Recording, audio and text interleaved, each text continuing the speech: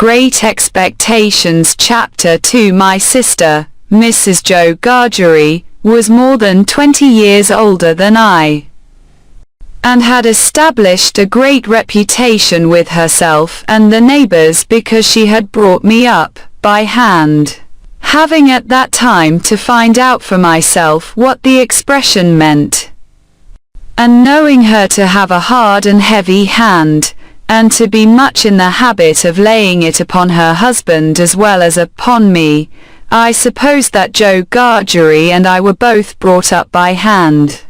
She was not a good-looking woman, my sister, and I had a general impression that she must have made Joe Jgargery marry her by hand. Joe was a fair man, with curls of flaxen hair on each side of his smooth face, and with eyes of such a very undecided blue that they seemed to have somehow got mixed with their own whites.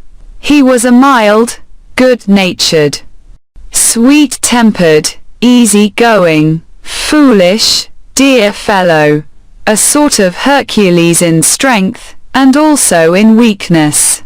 My sister, Mrs. Joe, with black hair and eyes, had such a prevailing redness of skin that I sometimes used to wonder whether it was possible she washed herself with a nutmeg grater instead of soap. She was tall and bony, and almost always wore a coarse apron, fastened over her figure behind with 2 loops, and having a square impregnable bib in front, that was stuck full of pins and needles.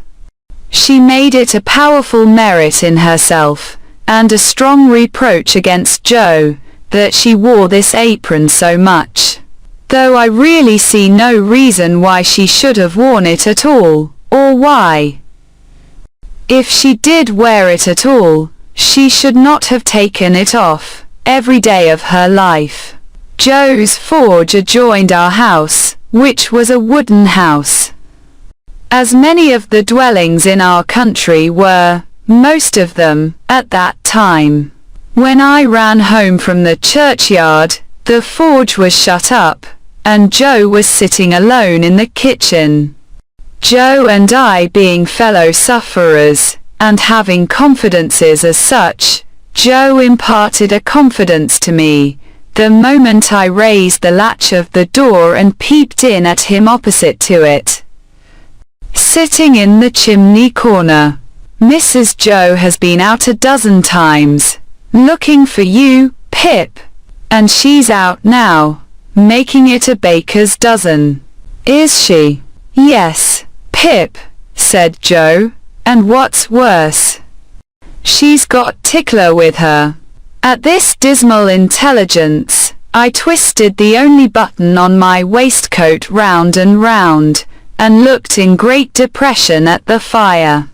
Tickler was a wax-ended piece of cane, worn smooth by collision with my tickled frame.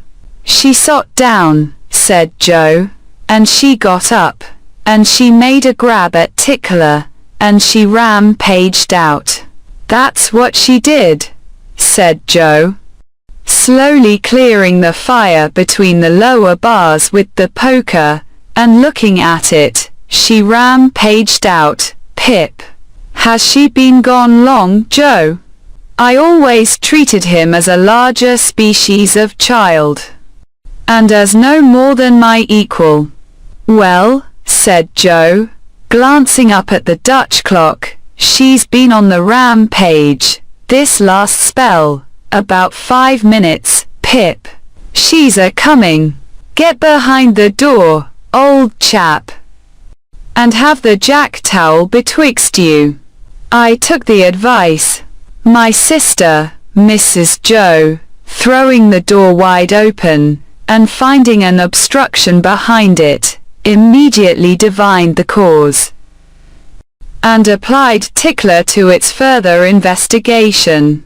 She concluded by throwing me. I often served as a connubial missile at Joe, who, glad to get hold of me on any terms, passed me on into the chimney and quietly fenced me up there with his great leg.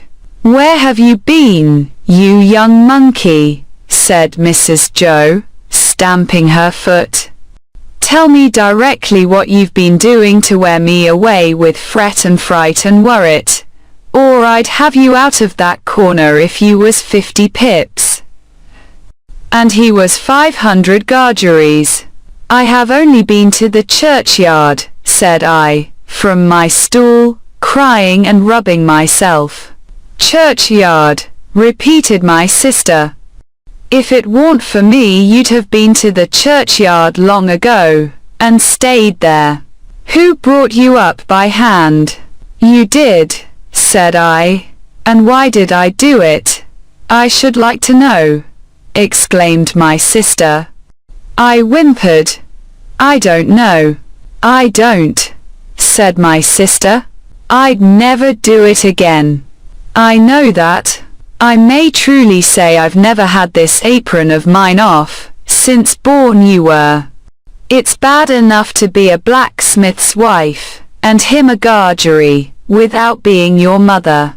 My thoughts strayed from that question as I looked disconsolately at the fire. 4. The fugitive out on the marshes with the ironed leg, the mysterious young man, the file, the food, and the dreadful pledge I was under to commit a larceny on those sheltering premises, rose before me in the avenging coals. Ha! said Mrs. Joe, restoring Tickler to his station. Churchyard, indeed. You may well say churchyard. You too. One of us, by the by, had not said it at all. You'll,